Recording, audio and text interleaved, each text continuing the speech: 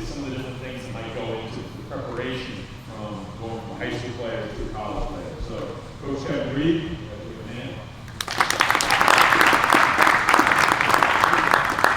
the guy to his right is John Shea. John played at Edward Little High School. He was named Mr. Basketball in what year, John? 2022. He's currently at the University of Maine on the men's basketball team. We're happy to have him here.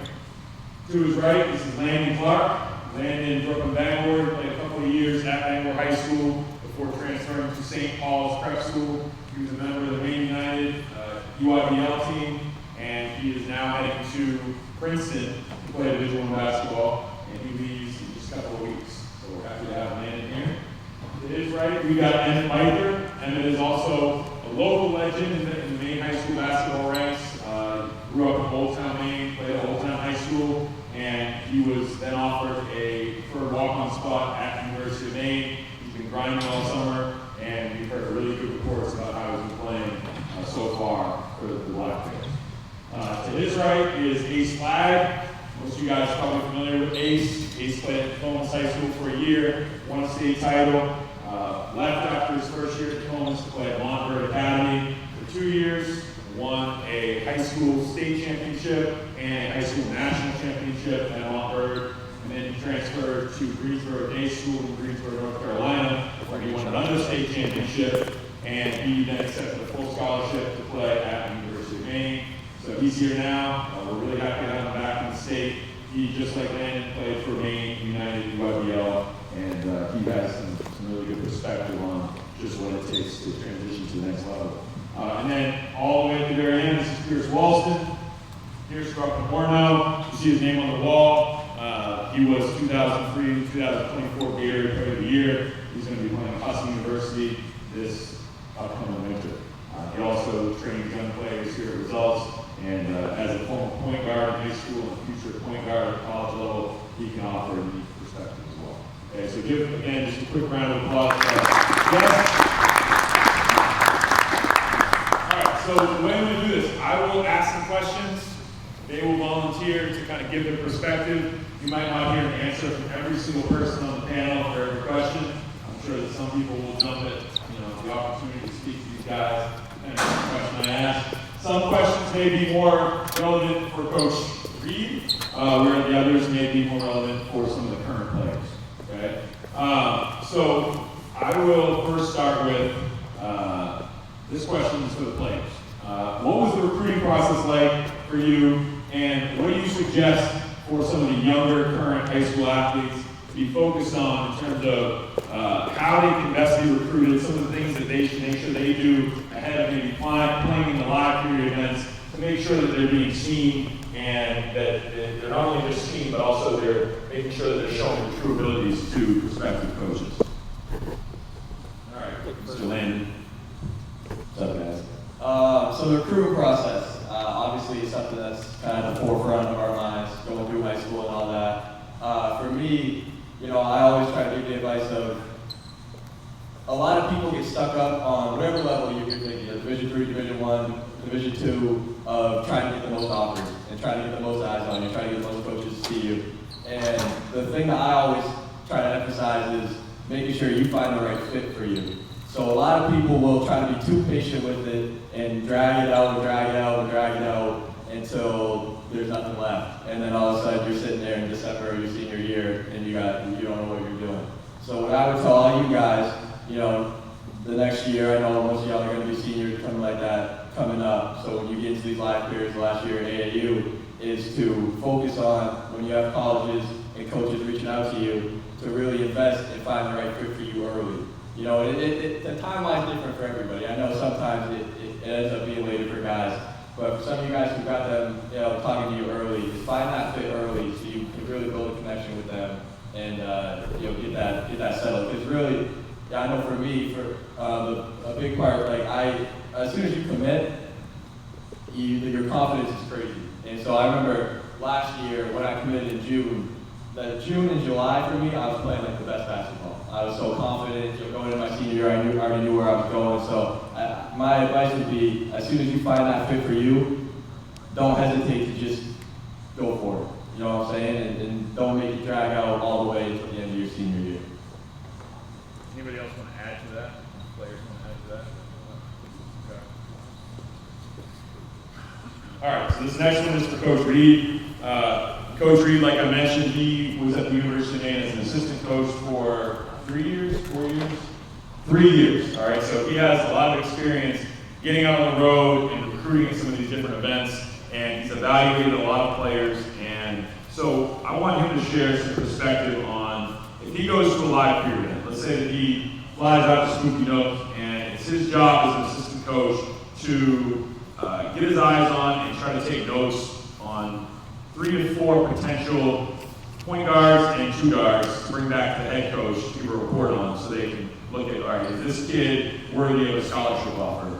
Coach, I'm going to hand the mic over to you. Can you just give some advice on what you're looking for, both as a player, but also maybe some of the different mannerisms and some of the different things that maybe players are showing off the court, on the sideline, on the bench, or around their parents and friends as you evaluate them as an assistant coach?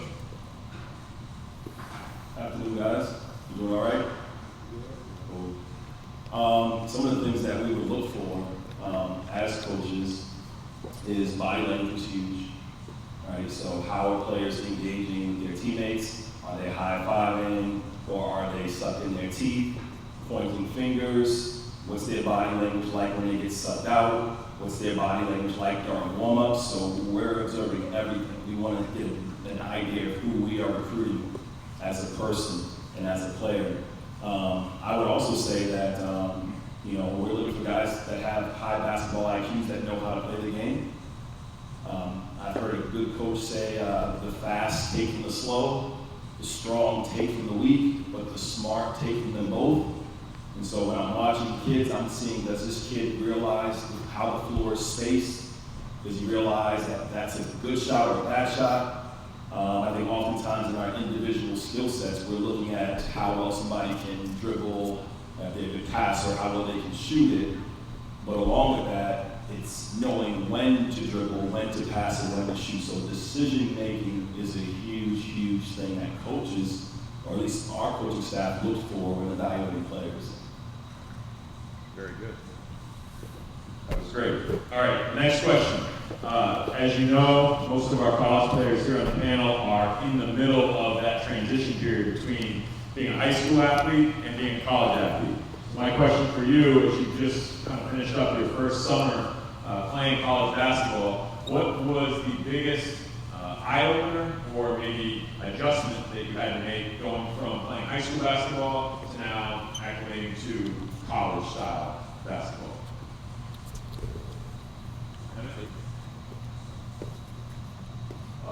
I think the biggest thing that, like the difference between high school and college is obviously the speed. You guys hear it a lot, the speed, the physicality of it. But then actually being thrown into it, it takes a little bit to get used to. But it's definitely something you have to prepare for. And I think that the more time you put in, the more reps, the more hours you put in, it's just going to make you that much better and that much ready for the next level. Ace, you want to add to that? Yeah, like Emmitt said, just the speed. You got less time to make reactions. Before in high school, you got a second to react. Now you got half a second. You got to be able to see the whole floor and make decisions on the fly because everyone's quicker, you're stronger, and you know what you're doing before isn't going to work now. So you really have to adapt to this balance. I'll speak from the Division III level, obviously. They're speaking from the Division I level. The biggest eye-opener was getting those workouts that you got to do on your own. All right, obviously with them, they can do with their team, they can do all this stuff. But from the Division III level, you're given stuff, you're expected to do it on your own and kind of like report that back to the coaching staff, stuff like that. All right, this next one, John, I'm going to ask you this question specifically. John's been involved with the UMaine men's basketball program for the last couple of years, and so he has a pretty good feel for what their expectations are of their players and their play style. John, I'm going to hand you the mic here in a second, but what's the biggest difference that you've noticed with regard to the play style that you're expected to play in college versus maybe the play style that you were playing at Edward Little High School in Maine? What's up, guys? Hope everybody's doing great. It's a great opportunity, and that's given you all. I hope you guys take that and kind of run with it. But to answer the question, I'd say the biggest thing would probably be kind of in high school, what you guys are doing now. Everything's kind of, you guys are obviously the best players on the team here, so everything's kind of ran through you guys. You guys are expected to kind of do everything. Everything's ran through you, like I was saying.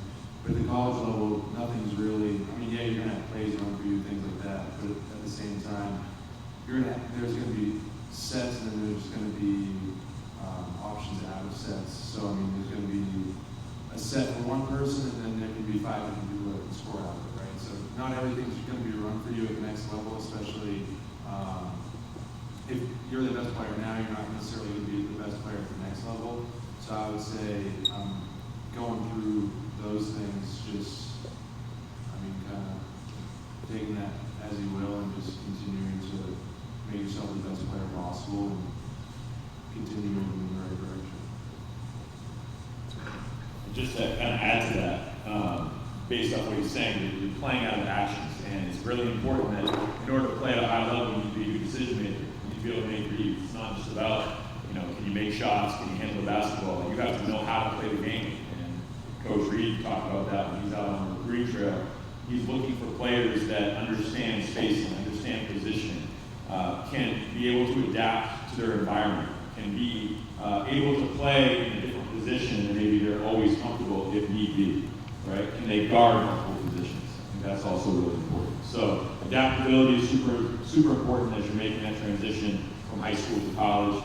You just can't be somebody who is only good at one thing. You have to be able to have a versatile skill set and, again, a good understanding of the game as a whole and be willing to play on both ends. All right, so this next question would be good for Ace and Landon. We've seen a number of players leave the state of Maine after playing high school basketball here. They're going off to prep schools and they're playing. One question that I'll ask, can you give any insight on what that move is like? Your experience on moving out of Maine to go to prep school, maybe why you made that decision, and if it was a good decision for you. Because one thing I'll say before I turn over the mic, I feel like the decision to leave your high school and go to a prep school, it should be a decision that's made by every independent person. It doesn't mean just because it was right for Ace means that it's right for all of you. I think it really depends on who you are as a person, what your current situation looks like, how you project as a player. If they're giving you scholarship money, certainly obviously that has to weigh into it because if you're paying $50,000, $60,000, $70,000 to go to high school, that's a big financial burden on your family. So there are a lot of things that you have to weigh, and I don't think that this is the right move to make, this is the wrong move to make. Okay, I think that every situation is a little bit different, and only you and your circle of people, your family, are the ones that can really make that decision. But with that being said, I think it's important for you to take advice from people that have been there and they've done that, and they understand that that environment. So why don't we ask Landon first? Landon, like I said, he stayed 2 years at Bangor High, then he left to go to St. Paul's School, and he's now heading off to Princeton. Landon, can you share a little bit of light on your experience at St. Paul's? Absolutely. I mean, prep school, Matt just hit it. It's different for everybody. Everybody has their own story, but I mean, for me, you guys, if you want to hear a prep school perspective, it was the best 3 years of my life. I mean, I left Bangor, and I think the biggest part of it, for me at least, and I think it should be for you guys, is it's an unbelievable sacrifice that you make, that your parents make, that everybody's making for you to go to prep school, and it can't just be solely based on basketball. It can't be. So I'll tell you, for me, it was to be around like-minded people every day in life, in the classroom, on the court, just in the community. So that's what it was for me. It's so much bigger. It's too big of a sacrifice that you make as a 16, 17-year-old kid for it to just be about basketball. So, it's an unbelievable opportunity. I mean, there's so many unbelievable schools out there. And, I would obviously recommend people went to prep school if that opportunity arises, because for me, it was the best 3 years of my life. But just know and understand that, if you're thinking about that, it's an unbelievable sacrifice that you and your parents make, for it to happen, for it to all, come together. But for me, it was definitely one that was worthwhile. Yeah, like Landon said, it's a life-changing decision. So it's gotta be taken with a lot of thought.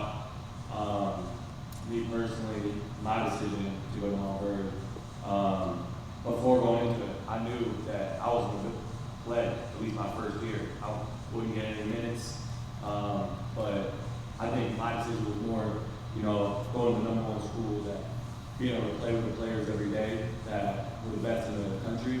We're going to make me better every single day in practice. Just being able to watch and learn as much as I can. I knew that I'd be able to get the most out of it and become the best basketball player I could.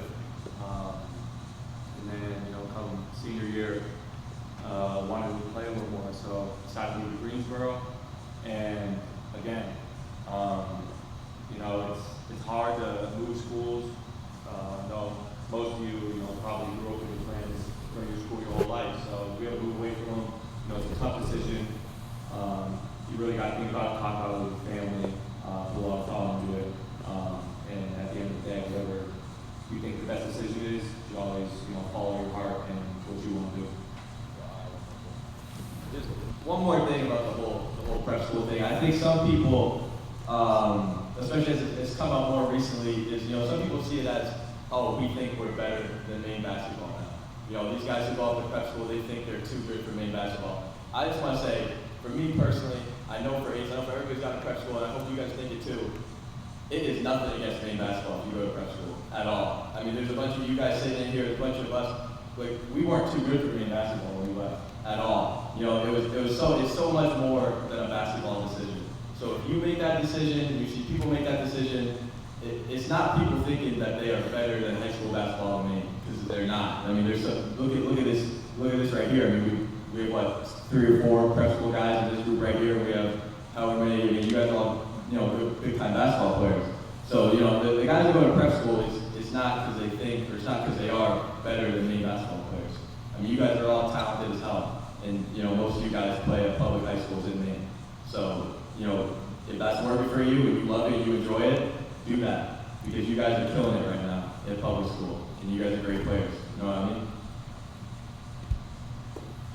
All right, so before we move on to the next topic, Coach Reed, I'd like you to weigh in on this. You're a high school coach here in Maine, so you have some perspective there, but you also played at a pretty high-level prep school back in the day. So I just want you to kind of weigh in on your opinion with regard to this topic. Yeah, I went to St. Thomas More. I don't know if anybody's ever heard of it. Anyway, pretty decent prep school. We played against NBA guys every night. Lou Outman, Charlie Dunaway, Jared Jack, Rashad Cants. So this is who we were going against every single night. He did not get a night off. As far as going to prep school, that was something, it was sort of like a test. I wanted to see how good I was. I went to the 5-star basketball camps. I was dominating high school basketball, and I wanted to see if I could really play with the best. And so I went to prep school, and I ended up having success there. Now, I will say this, and I'm going to sugarcoat it. You have to have realistic expectations. One thing as a coach that hurts me, because I see the writing on the wall, is when someone who, in my personal opinion, and I always say my opinion is worth a grain of salt, but I did recruit, and this is what I was paid to do, is to evaluate potential. When I see somebody who is a Division III player, and there's nothing wrong with being a Division III player, you guys understand me? It hurts me when I see someone who I know is a Division III player that goes to prep school, spends tens of thousands of dollars only to come out and play at the level that he probably could have played at coming out of high school.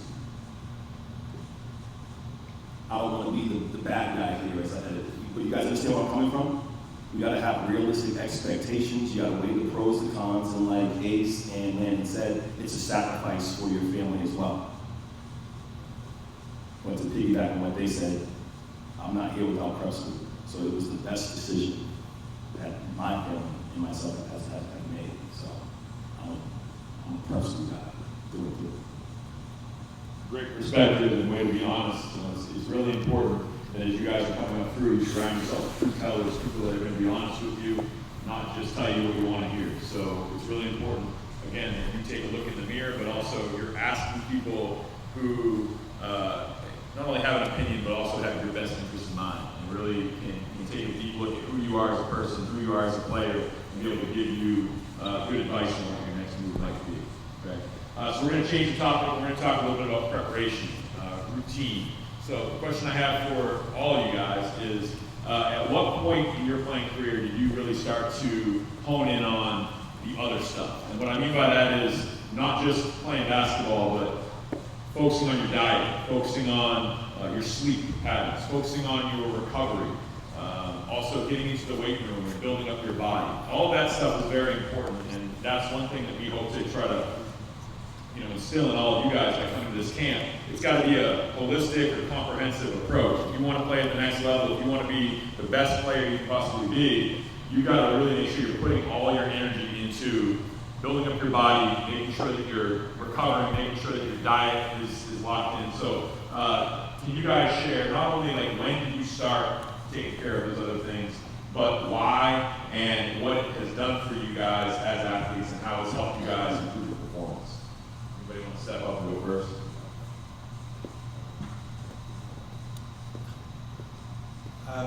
Some of you might know me from my high school days. Back in high school, I was a pretty big guy, I would say. I was damn near 300 pounds. I was a big guy, right? So as soon as I got to playing Division I basketball at the University of Maine, it was a pretty big wake-up call for me. The speed, everything about it was completely different. I realized I really couldn't keep up the way I wanted to, or the way I should be able to. So I'd say probably within the first week of that summer session, I really started to hone in on the important things, right? Like habits, like the guys give crap all the time, but I go to bed at 9 o'clock every single night. I'm up at 6 or 7 in the morning every single day and get my routine started. I do the same thing every single morning. I believe that's a big part of it. It may sound silly, but I start my morning every morning by making my bed. Like you guys hear the thing of you start the day off doing one thing, successfully doing one thing, makes you want to do another thing, another thing, another thing. So basically what I would say is just like diet along with everything else in life, just trying to be the best person you possibly can, trying to improve yourself in every aspect, not just basketball, but for your health and everything else as well. Just trying to be the best man possible. I believe it should start now. You shouldn't wait till you get to the college level. It's something you should really try to hone in on now, especially if you're trying to go to that next level. I believe that's the most important part of it. Yeah, I mean, this is kind of the off-the-court stuff, but it's so connected to the on-the-court stuff because what makes, you a great basketball player, it comes down to consistency and routines. And not to bring back the prep school thing, but living at a prep school, I was surrounded by my teammates all the time. I lived with them. So I was able to see what they did, and, comparison's not good, but, naturally you compare, what am I doing compared to what they're doing, this and that. And what I found through my 3 years was the guys who had the most success were the ones who went to bed the earliest, the ones who stayed away from drugs and alcohol, the ones who woke up every morning and went to breakfast. The guys who, found time after practice to stay in the gym or go down to the weight room and get all that stuff in. It was all about consistency and routines. And it's not the same from a prep school perspective, because a lot of you guys, you live at home, so you don't know what your friends or your teammates are doing at a minute's basis. But I know what Quentin Easton was doing every second of the day at prep school. Because we live together. So, it's consistency and routine. Just going to bed early, it's making sure you get breakfast. That's going to be a difference at college. All you guys, we live at home right now. But once you get to college, you don't have your parents, making breakfast for you every morning or waking you up and telling you to go to school and all that. So it's on you. It's all about what routines are you going to set for yourself. And so that's, for diet and weightlifting and doing all that to get enough sleep. It's all about you when it gets to college, and you can start that right now. And getting into routines. It's all about routine. Do it every day. Yeah, I mean, to talk about wake-up calls, my freshman year in high school, we played DABC, and we got smacked bad. And that was like a big wake-up call. And, kind of in that realization, you understand that what everybody else said, you have to have a routine. You have to be able to attack every day and really be as precise as humanly possible. possible in your workouts and your skill development and everything, and just being the best basketball player you can be. And all the little things, you know, like everybody said, sleep, diet, things like that, they're all important. Any advantage you can get to be the best basketball player, that's the ultimate goal, is to be the best basketball player. So you want to take every single advantage you can get. And it takes sacrifices. There's going to be times, you know, you're sitting there, maybe your friends are going out to a party and you want to go, but you got a 7 a.m. workout the next morning and you got to decide what should you do. And, you know, the players that are going to get better are the ones that make the right choice. And, you know, they go to bed early, they do the right things, surround themselves with the right people that are going to help them make the right decisions. And that's how you're going to get better. Like I said at the beginning, most of us high school players are that go-to guy. When you get to college, it's not the case. Like, you got a whole team around you, you got family around you, and nobody wants to ride the bench in high school, college, anything. And at that college level, you got people that want it just as bad, if not more than you, so you got to think about those things. And when you get those workouts, or you get your suggested calories, protein goals, all that stuff, you got to really take them and run with them. All right? Go above and beyond, and we'll get where you want to be. All right, so I just have a couple more questions, and I'm going to open it up to you guys. So the next one is basketball development related. So we live in an era right now where everybody thinks they need to work with a trainer. Every time that they train, there's got to be a video of it on Instagram or Facebook. And I just want to talk about that a little bit. Obviously, I'm a trainer, right? That's what I do for a living, I'm a player development coach. But I believe strongly that as a basketball player who's up and coming, your workout should not be dependent on a trainer every single time you step into the gym, right? A trainer is to be used as a GPS to give you some guidelines in terms of what you should be working on, be able to identify some of your weaknesses, and then give you some solutions to get better. But the work has to happen in the unseen hours. The work has to happen with you, in the gym, with your buddies, people rebounding for you, or even just by yourself in the driveway. And you got to find time to be able to get out and actually play the game too. It's not just one-on-one or one against a cone all the time. You've got to be able to find time to get together and play 3-on-3, to be able to get together and play 5-on-5. You get better at playing the game of basketball by playing the game of basketball and being able to understand both sides of the ball, offense and defense. So just to talk to you guys, I know you all work with trainers or train players. Feel free to give your perspective on some of the different things that you did coming up through to get better as a basketball player, to advance your skill set, and to get your repetition to make you guys who you are today.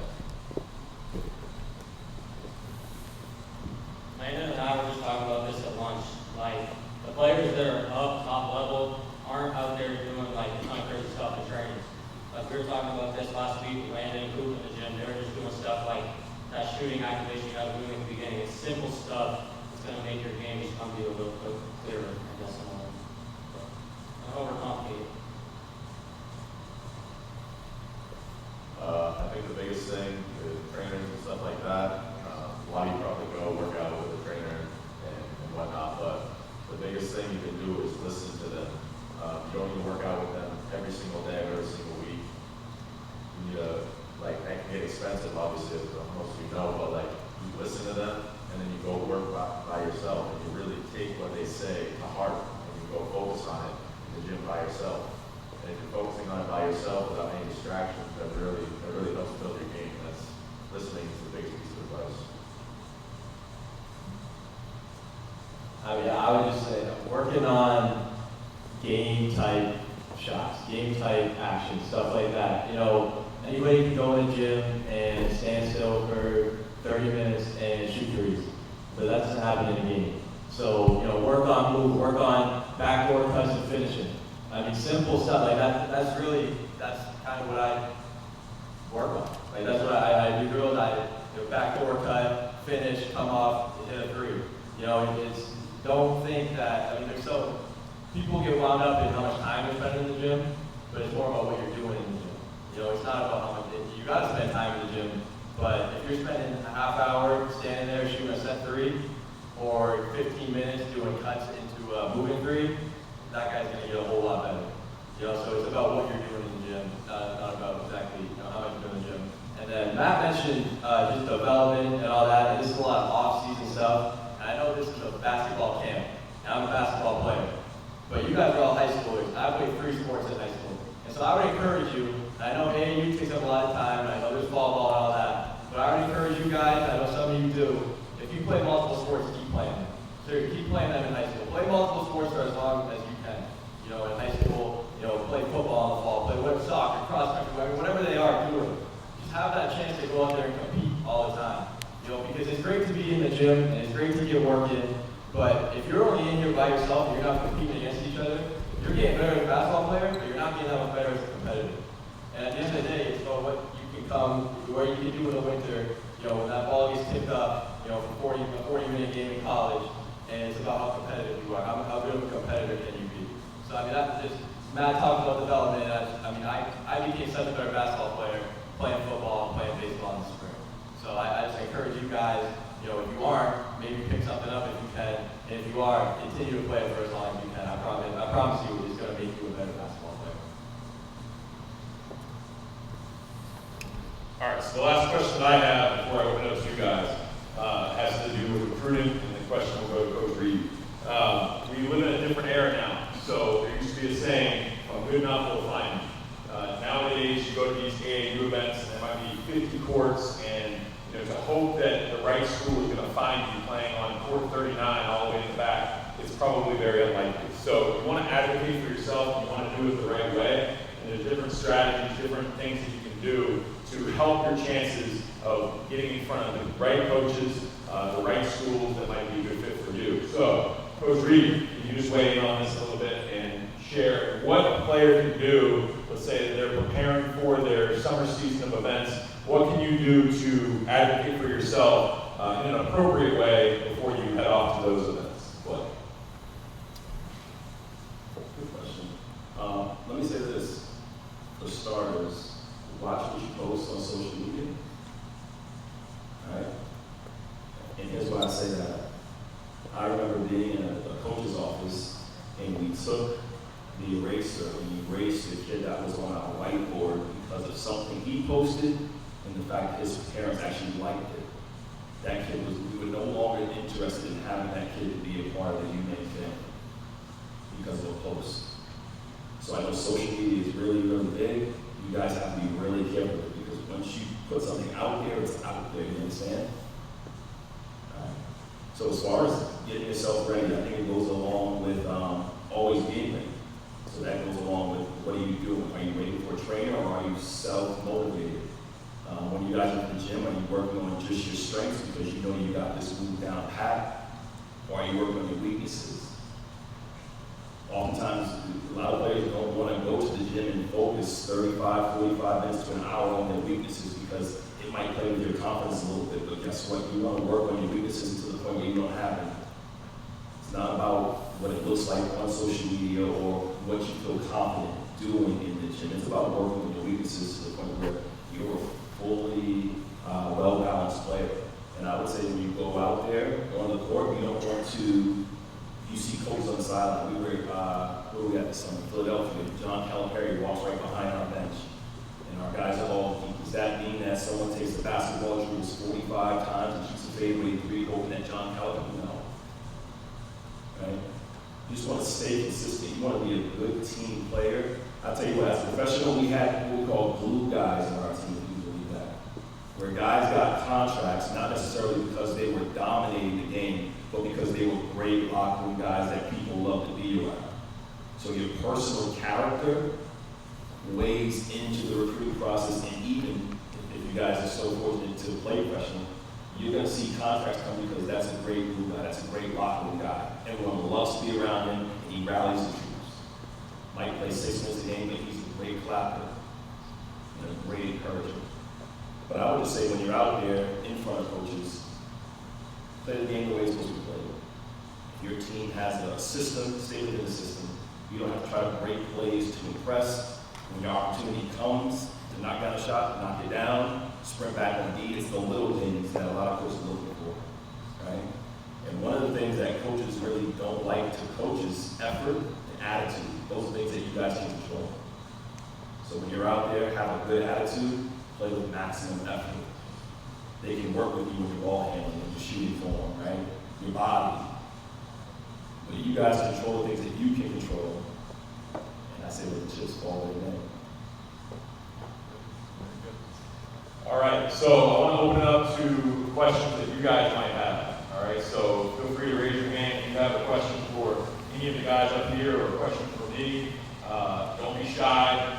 Hopefully get at least a few before we get into gameplay. You guys are hopefully excited to get back up on your feet and play. But let's get a couple questions from you guys. Raise your hand, go. Lincoln. So, for the players, would you rather be like the best player on a bad team or like a seventh grade man and a really good team? Anybody want to answer that?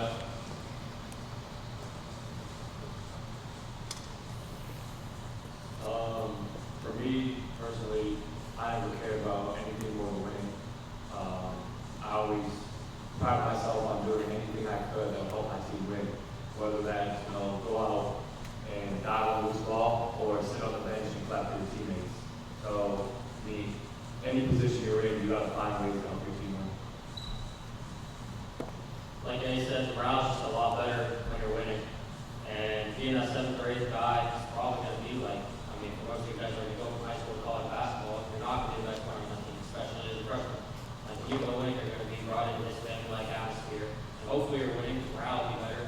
It's probably not going to be that best guy that everybody goes to for every single possession every play. And just being a seventh or eighth guy, it's just going to be the role you got to play. It's role basketball when you get that role. All right, James.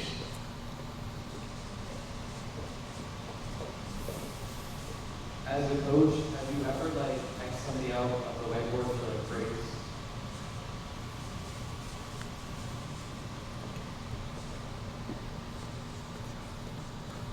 Have you ever crossed somebody off the recruiting board because of their academics? Absolutely. I can't sugarcoat it. You guys understand that the coaches feed their families this way. So if you think the coach is going to risk not putting food on his family's table for someone who might be eligible, that's not going to happen. And we're not going to take that risk. There's too much riding in this. If we're bringing you in to perform, you got to be able to perform. A person's best ability is availability.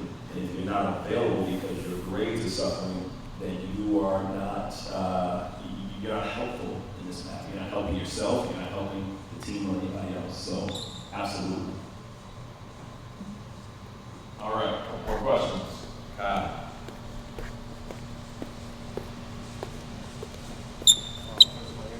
What are some things that you guys do to keep yourself motivated on days like when shots aren't falling, you feel well, things like that? What are some things that keep you guys motivated? It's a great question. What are some things that you guys stay motivated? Your shot's not falling. You just had a couple turnovers. How do you redirect where your mind's at and be able to get back on track? I'm not in there, so let's see. I've had, like everybody. There's days when you feel like you can't miss, and there's days where you feel like you couldn't throw a beach ball in the ocean. I know you guys obviously Maine United and all that, and our story. I'll tell you our last year, my sophomore year, we went down there. First 2 games, I feel like I couldn't miss. I was hitting everything, and then all of a sudden, I went cold. He was the leading scorer in Peach Jam, right? You're on the leaderboard. He was averaging like 21 points a game at Peach Jam through the first 2 games. You were shooting what, like 60% from 3? Yeah. Unbelievable. Like just came out firing, and everybody's like, "Who is this kid?" We had big time Division I coaches. Hey, who's this Landon Clark kid? And then my period starts. And then we keep playing. It's a week-long event, and I think I probably go over 20. I missed 23s in a row, over 20. And you mentioned how do you stay motivated, how do you keep your confidence up. One is surround yourself with people who believe in you. I was surrounded by a group, and our coach Emmitt Byther always said everything that matters is within our circle. And so everybody in that circle believed in me. I might have been over 20. They probably have reason to not believe in me anymore, but they still believed in me. And 2, have unrealistic confidence, really. I have unrealistic confidence, not specifically unrealistic part of my game is shooting. I probably have an unrealistic confidence I'm going to make every shot. I'm not, but I don't care if I'm over 20, but I feel like that next one's got to go in. And the last thing I'd say, and I don't know, I saw this in school one time, I think it was Tom Brady quote or something, is how is anybody going to believe in you if you don't believe in yourself? You know, and so I always, I think about that because Tom Brady, in my opinion, the best athlete of all time, so I, look up to him as a professional, but he is a great quote. How's anybody, on your team going to believe in you if you don't believe in yourself? So regardless of what, you feel off, you're not shooting well, it's all about the next thing. It's about the next play, next shot, because that stuff doesn't matter for your team anymore. That last shot does not matter for your team. It's the next shot that matters for your team. So, I always thought about it, I guess, from a team perspective. They need me. They need my confidence. Those last 20 shots might have affected me, but it can't affect them. That next shot's going to affect both of us. So it's having an unrealistic amount of confidence in yourself, knowing that your team needs you. And like I said, I surrounded myself with people who believe in me, and it instilled that in me to believe in myself. And I would also say that if shots aren't falling, there's so many different ways that you could have a fingerprint on the game that you're playing. You can be a lockdown defender, right? You don't have to have shots falling to play lockdown defense. You can rebound the basketball. You can be a menace. You can be that talker, right? Sometimes you got to talk yourself into the confidence that you're looking for. And so I remember games where I shot over 7 from 3, but I had 13 rebounds and 4 steals. I helped my team. Find a way to help your team when your shots not falling. There's so many different ways, so many things you can do on the court rather than just put the ball in the hoop. Understand? All right, great insight. Yes, next question. So like being a hit the main and playing on EYBL, that's very in the country. I would feel step on the court, it was very, it was the type of way I go. And this coach is watching, people watching, guys, I don't know how to do it.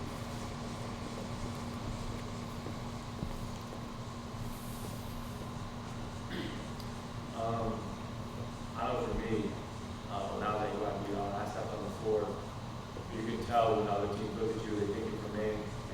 The second I stepped out there, I hated everyone out there that I was playing against. I wanted to cause harm to these people when I was on the court against them because, you could tell when people are looking down on you. Maine United, I think, maybe not last 2 years, but we was, early, and people underestimated us. That was one of our greatest weapons, I think. People see a bunch of kids from Maine coming in, they don't know what we can do, and we showed them. So you just gotta play with a chip on your shoulder and show them what you can do. Yeah, just not caring what anybody else thinks. Whether they think you should be there, whether they think you shouldn't be there, it's not giving a damn. We're here to win. So I think there were definitely some nerves. That first time down at Disney, we were nervous for sure, but it was something that we got used to, quickly because you have to. And if you're going to play a sport if you're going to play any sport, and you're going to compete at the highest level, or any level, you can't care. You're there for a reason. You show up, you got to win. We had a job to do. That was it. It was all business for us. AAU was straight up business. It was, we go down there, we were serious from Thursday night until Sunday, until that plane took off on Sunday. It was just straight business. We didn't think about anything else. It was just business, winning games. So, there was some nerves early, but, if you continue to have those nerves, you couldn't play. We wouldn't be able to play. So, it was way from that early. All right, last question right here. I was curious during preparation for college and also during high school careers. In the offseason, when you really locked in, focused on getting better, what is a day of your schedule? I know it's different for everyone, but what does a day look like for you? Working to get better? Great question. Day in the life of, day in the life of a college athlete. You guys are preparing for your upcoming season. What does it look like? Wake up, and then what happens? So I know for us Maine guys, we just got done with our summer workouts. And the average week, you wake up, you got 7 a.m. lift. You gotta go take it super serious in the weight room. That's an important thing, especially at the next level. All the guys are playing 25-year-olds who are trying to feed their kids at home. So you you gotta, develop. And then you got a workout, like middle of the day, we have one around 1 o'clock. It's like an hour on the court. And I mean, in the summertime, we got really tough for artists. Our coach gave us this really great quote when we were working. He said, when the season comes, the winner's gonna ask you what you were doing during the summer. So, summertime is most important because it's when you either rise to love or fall behind. And it's up to you to make that decision. Very good. All right, very good. So we got one more. All right, one last one. So from like a coach's aspect, what is like a big emphasis you give for freshmen going into the college year? So you have an incoming freshman coming to your program. What is your message to those freshmen who are making that transition from high school basketball to college basketball, just to kind of get over some of the different hurdles, some of the different challenges that might be in their way that they're about to face? I think probably the first thing is an understanding that you were your team's best player last year, wherever you're coming from, but now you're on a team where everybody was their team's best player. But also what we try to do is we try to link our younger guys and some of our older guys, a way of getting acclimated. We never wanted to try to make it feel like it was the seniors versus the freshmen. We always wanted to be, we're all one. We're going to rely on those freshmen to win some games at some point in time. And so I would just say, getting them used to that college grind because it's really different. Right? In high school, you guys practice 2 hours a day, maybe. In college, you're practicing multiple times a day. You're in the weight room. It's a little more intense. So I would just say one of the things that we used to teach our freshmen is to get them used to the grind because it is. And once you flow into that rhythm and get that routine, kind of all falls together. Yeah. I mean, this is really about that question, because we did a lot of talk about college and the next level and all that. And I would just say, from a guy who just graduated from high school and is moving on to college, is you guys also have a great opportunity in front of you in high school. And I know it's easy to get caught up in all the what's next, but let that play out how it's going to play out. And really enjoy the next couple of years or the next year if you're going to be a senior that you have with your high school team. I mean, because for most of you guys at public schools, that you grew up playing with each other from kindergarten to where you're at now. So if you're going to be a senior, junior, really embrace being a leader of your city, of your town, of your school. For this next year, the next couple of years, as a basketball player, as a student, as a community member, embrace being, the guy, the man. You know what I mean? Be leaders in the classroom, be leaders on the court, and just enjoy being high school students and players, for the next couple of years. You guys tell he's going to Princeton. You tell he's going to be a politician. Say he wants to be the president of the United States. Vote for me. I'm voting for you. Make sure you do. Vote for me. All right, so what we're going to do right now is get into our competitive game play.